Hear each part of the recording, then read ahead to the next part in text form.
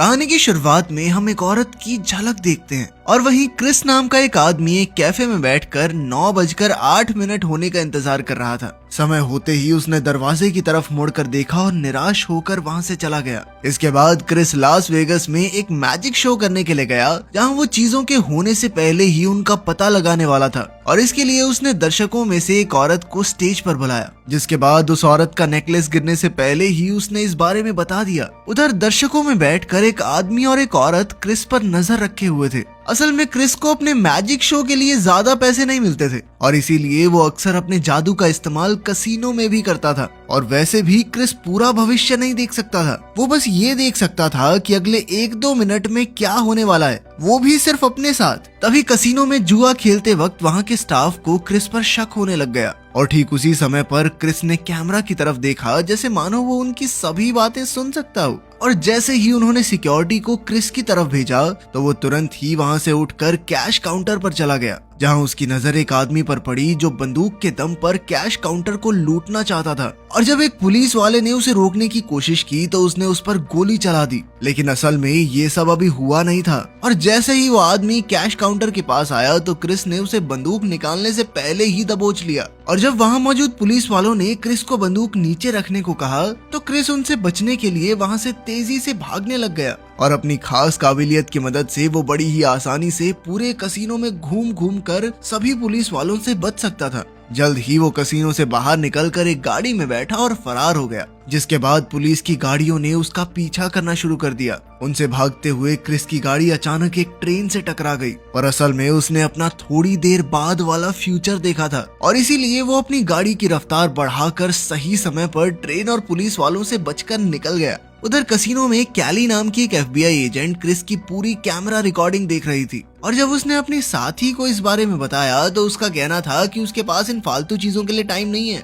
क्योंकि रशिया का एक 10 किलो टन का न्यूक्लियर बॉम्ब गायब हो गया है और सभी एजेंट्स को जल्द से जल्द उसे ढूंढने का काम दिया गया था। पर कैली का मानना था कि क्रिस उनकी इस काम में मदद कर सकता है और इसीलिए कैली को 5 दिन दिए गए ताकि वो क्रिस को ढूंढकर पकड़ सके। अपने सीनियर्स से ऑर्डर मिलते ही कैली ने कसीनो के सिक्योरिटी हेड से पूछताछ करना शुरू कर दिया। उधर क्रिस ने एक गैराज में पहुंचकर एक बूढ़े आदमी को $20,000 दिए, जिसके लिए उसने क्रिस को शुक्रिया अदा किया। उन दोनों ने आपस में थोड़ी बातचीत की, जिस दौरान उस बूढ़े आदमी ने क्रिस से कहा कि उस लड़की को भूल जाए, पर क्रिस ने कहा कि उसने पहले ही उस लड़की को 9:08 पर उस कैफे में आते हुए देख लिया था। पर क्रिस का कहना था कि वो किसी भी हाल में उससे मिलना चाहता है। वो कैफे में भी उसी लड़की का इंतजार कर रहा था। तभी क्रिस ने फ्यूचर में देख लिया कि कैली उससे मिलने आ रही है। उस बूढ़े आदमी ने क्रिस को वहाँ से निकल जाने को कहा, पर क्रिस वहीं रुककर कैली की बात सुनना चाहता था। कैली ने गैराज में आते ही उसे न्यूक्लियर बॉम्ब के बारे में पूरी बात बताई और उसकी मदद मांगी। और जब क्रिस ने इसके लिए मना कर दिया तो उसने क्रिस को गाड़ी चोरी करने के इल्जाम में अरेस्ट करने के लिए पुलिस वालों को बुला लिया।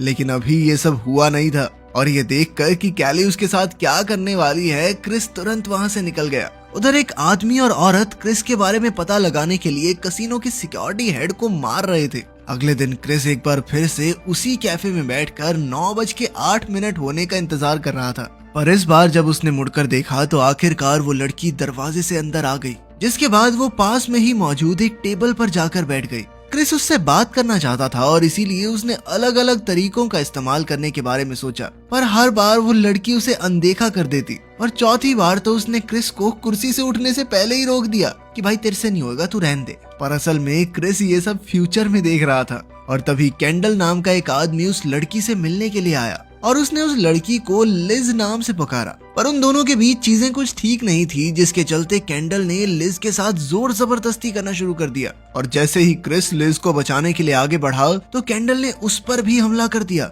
जिससे क्रिस बड़ी ही आसानी से बच गया। लेकिन ये सब देखकर लिज वहाँ से चुपचाप चली गई। लेकिन ये सब भी क्रिस ने फ्यूचर में ही देखा था और इसीलिए क्रिस ने जानबूझकर कैंडल का वो मुक्का अपने मुंह पे खा लिया, जिसे देखकर लिज तुरंत ही खड़ी हो गई और उसने कैंडल पर चिल्लाकर उसे वहाँ से भेज दिया और फिर क्रिस को उठाकर अपने साथ बैठा लिया और उससे माफी मांगने लगी। बातचीत के दौरान क्रिस ने उसे बताया कि असल में उसे इस वक्त फ्लैगस्टाफ नाम की जगह पर होना था, पर अफसोस उसकी गाड़ी चोरी हो गई। और उसकी ये बात सुनकर लिज ने उसे लिफ्ट देने की बात कही, क्योंकि वो भी उसी तरफ जा रही थी। उन दोनों के निकलने के बाद कैली और उसके साथी कैफे में पूछताछ करने के लिए पहुंचे, जहां उन्हें पता चला कि क्रिस दिन में 2 बार ठीक 9:08 पर वहां इंतजार कर रहा था। और आज उस औरत से मिलने के बाद वो काफी देर तक कैफे में ही रुका रहा। और तभी एक वेट्रेस ने कैली को बताया कि वो दोनों कहां पर जा रहे थे। इसके बाद हम उसी आदमी को देखते हैं जिसने कसिनो के सिक्योरिटी हेड को मारा था। वो भी गैंग के साथ मिलकर उस न्यूक्लियर वेपन को अनलोड कर रहा था। जिसके बाद कोट पहने हुए एक आदमी ने उससे कहा कि उसे तुरंत क्रिस को ठिकाने लगाना होगा, क्योंकि एफबीआई को उसमें बहुत दिलचस्पी है। उधर क्रिस और लिज एक बस्ती में पहुंचे, जहां हर हफ्ते लिज एक दिन बच्चों को पढ़ाया करती थी। और इसी दौरान क्रिस ने भी बच्चों को अलग अलग मैजिक ट्रिक्स करके दिखाई।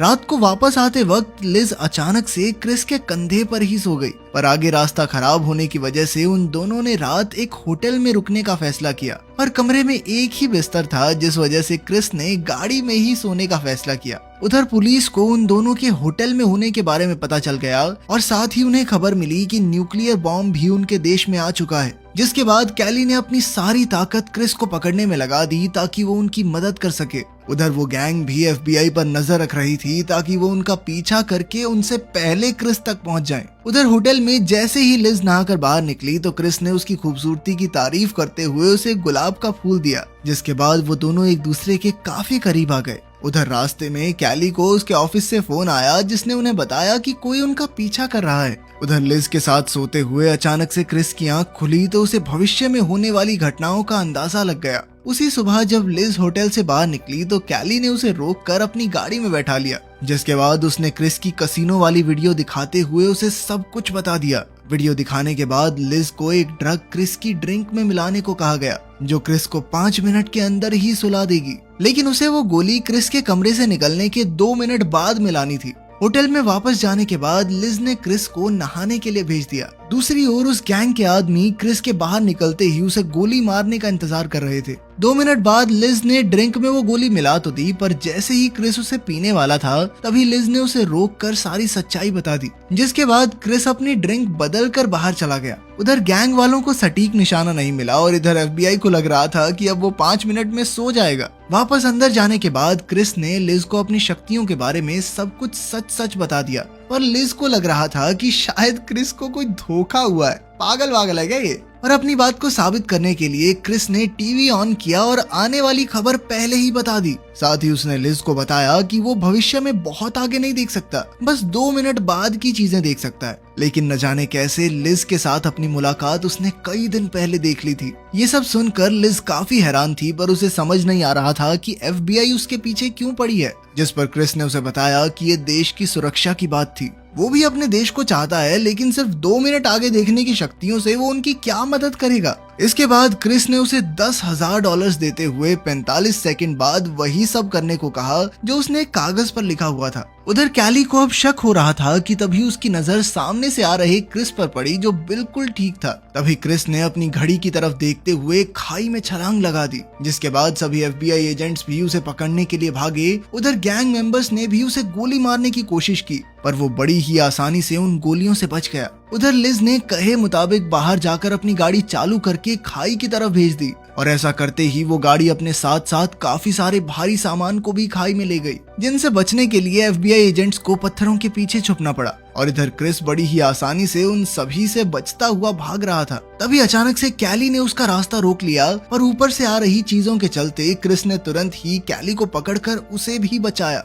वहीं उन गैंग मेंबर्स ने मौका देखकर लिज को बंदी बना लिया। लाखों जानों की जिम्मेदारी होने की वजह से कैली ने क्रिस को जाने नहीं दिया, बल्कि उसे कुर्सी पर बैठाकर न्यूज दिखाई गई और साथ ही उन्होंने उसे अपनी पूरी शक्ति का इस्तेमाल करके बॉम्ब ढूंढने को कहा। पर बॉम्ब के बजाय क्रिस की नजर लिज के ऊपर गई, जिसे उस गैंग के लोगों ने एक व्हील चेयर पर बांधकर कैद कर रखा था और बहुत जल्द वो ब्लास्ट होने वाली थी। ये देखकर क्रिस बहुत ज्यादा डर गया, पर जब कैली ने उससे इस बारे में पूछा तो वो चुपचाप बैठा रहा, क्योंकि वो जानता था कि सच बताने पर उसे हमेशा के लिए इस कुर्सी पर ही बैठा दिया जाएगा। इसके बाद क्रिस को एक कमरे में बंद कर दिया गया, जहां मौका मिलते ही उसने गार्ड्स पर हमला बोल दिया और उसके बाद ठीक कसिनो की ही तरह वहां से भी निकल गया। जिसके बाद एफबीआई उसका सड़कों पर पीछा करने लगी। अब क्रिस एक मल्टी लेवल गैराज की छत की तरफ भाग रहा था और इसीलिए कैली बाकी एजेंट्स को नीचे छोड़कर अकेली क्रिस के पीछे गई, जो उस वक्त कोने में खड़ा होकर छत को देख रहा था। और जब कैली ने उससे सवाल किया तो उसने बताया कि अगले 2 घंटों में गैंग वाले लिज को यहीं पर मारने वाले हैं। पर फिर कैली कहने लगी कि हो तो ये भी सकता है कि गैंग वाले उसका इस्तेमाल करके तुम्हें मारना चाहते हो। लेकिन क्रिस इस बारे में पहले से जानता था और इसीलिए उन दोनों ने एक साथ मिलकर ये काम करने का फैसला किया। जिसके बाद क्रिस बिना डरे छत पर चलने लग गया और ये मौका देखते ही पास ही में मौजूद गैंग मेंबर्स ने उस पर गोलियां चला दी। जिसके बाद क्रिस ने मरने का नाटक किया और उधर FBI एजेंट्स ने उस गैंग मेंबर को खत्म कर दिया। कैली जानती थी कि वो इस तरह से लिज को नहीं बचा पाएंगे और इसीलिए उसने क्रिस को और ज्यादा ध्यान लगाने को कहा। और ऐसा करने पर क्रिस को एक सफेद वैन का नंबर दिखाई दिया जिसमें वो लोग लिज को लाने वाले थे। FBI ने तुरंत ही उस वैन को एक हार्बर में ढूंढ निकाला, जिसके बाद उन्होंने क्रिस के साथ मिलकर एक प्लान बनाया। इसके बाद हम देखते हैं कि कुछ गैंग मेंबर्स लिज को उस वैन में बैठा रहे थे। वो निकलने ही वाले थे कि तभी FBI भी वहां पहुंच गई, जिनसे बचने के लिए वो लोग वैन को उल्टा भगाने लगे। लेकिन तभी क्रिस ने बिल्कुल ठीक समय पर कैली को गोली चलाने के लिए कहा और उस वैन को पलटा दिया। जिसके बाद लिज वैन से निकलकर एक बिल्डिंग में घुस गई। इधर क्रिस की मदद से FBI सभी स्नाइपर्स को मारते हुए आगे बढ़ रही थी, पर गैंग वालों ने एक बार फिर से लिज को पकड़ लिया और उसे ढाल बनाते हुए एक कार्गो शिप में घुस गए, जिसके अंदर उन्होंने लेजर्स की मदद से एक बॉम्ब लगाया हुआ था। पर FBI के अंदर आते ही क्रिस को इस बारे में पता चल गया और उसने सभी को सावधान कर दिया। आगे बढ़ते हुए क्रिस को एक गोली लगी, पर हर बार की तरह उसने पहले ही ये देख लिया था और इसीलिए उसने FBI एजेंट्स को उस स्नाइपर के बारे में पहले ही बता दिया। इसके बाद लिज को ढूंढने के लिए क्रिस ने अलग अलग तरीके से भविष्य को देखना शुरू कर दिया और लिज और किडनैपर्स का पता लगाते ही वो FBI के साथ वहां पहुंचा। लेकिन लिज अभी भी गैंग वालों के पास ही थी, पर क्रिस अपनी शक्तियों की मदद से हर एक गोली से बचता हुआ उसके पास पहुंच गया। और गोलियां खत्म होने के बाद जब उसने बॉम्ब को दबाने की कोशिश की, तभी कैली ने उसे गोली मारकर सभी को बचा लिया। इसके बाद क्रिस लिज को शांत करने की कोशिश कर रहा था कि तभी कैली ने उसे न्यूक्लियर बॉम्ब के बारे में याद दिलाया, जिसे अब किसी दूसरी जगह पर भेज दिया गया था। क्रिस को उसका पता लगाने के लिए एक स्क्रीन दिखाई गई, जिस पर ध्यान लगाते ही उसे एक अजीब सा एहसास हुआ और उसने तुरंत सभी लोगों को नीचे झुकने को कहा और उसी वक्त एक बहुत बड़ा धमाका हुआ। और असल में तो क्रिस ने ये सारी चीजें लिज के साथ बिस्तर पर लेटे हुए ही देख ली थी। जिसके बाद उसने कैली से कहा कि वो उसकी पूरी मदद करेगा, पर उसकी एक शर्त थी कि लिज इस सब से बाहर रहेगी। कैली के मान जाने के बाद क्रिस ने लिज को ऐसे ही कह दिया कि मुझे बाहर कुछ काम है। जिसके बाद वो कैली के साथ उस बॉम्ब को ढूंढने निकल पड़ा। अगर वीडियो पसंद आई तो लाइक कर देना, चैनल को सब्सक्राइब कर देना। मिलते हैं अगली वीडियो में।